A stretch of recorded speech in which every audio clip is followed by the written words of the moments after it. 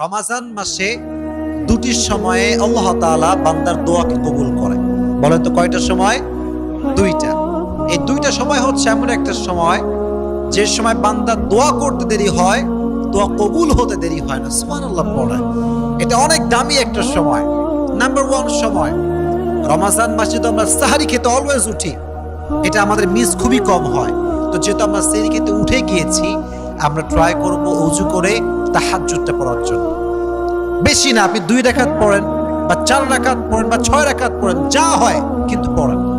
রমাজান মাসে তাহাজ্জুদের যায় নামাজে যখন কেউ চায় রবের কাছে, আল্লাহ এইটা চাই, গাড়ি চাই, বাড়ি চাই, হেদায়াত চাই, এইটা চাই, ওইটা চাই, বান্দা চাইতে দেরি হয়, আল্লাহ কবুল করতে দেরি হয় না। মন খুলে পড়েন সুবহানাল্লাহ।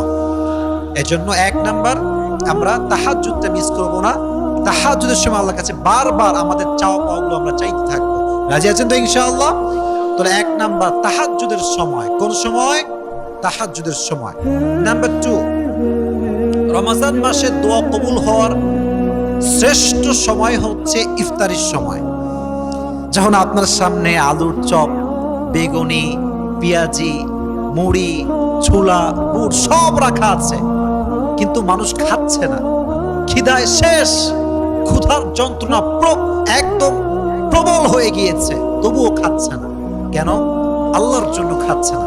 তখন আল্লাহ একটা সফট কর্নার তৈরি হয়, ভালোবাসা তৈরি হয়। আল্লাহ বলে, কিরে খায় না কেন? ফেরেশতা বলে, আল্লাহ তোমার জন্য খাচ্ছে না, তোমার জন্য উপোস আছে, না খেয়ে আছে। তো এটা হচ্ছে একটা মুখ্যম সময়।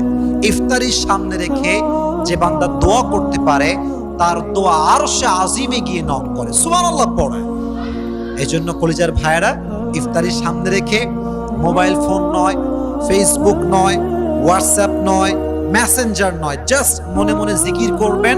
আর জাস্ট ইফতারির কিছুক্ষণ পূর্বে 2 হাত তুলে রবের কাছে দোয়া করবেন।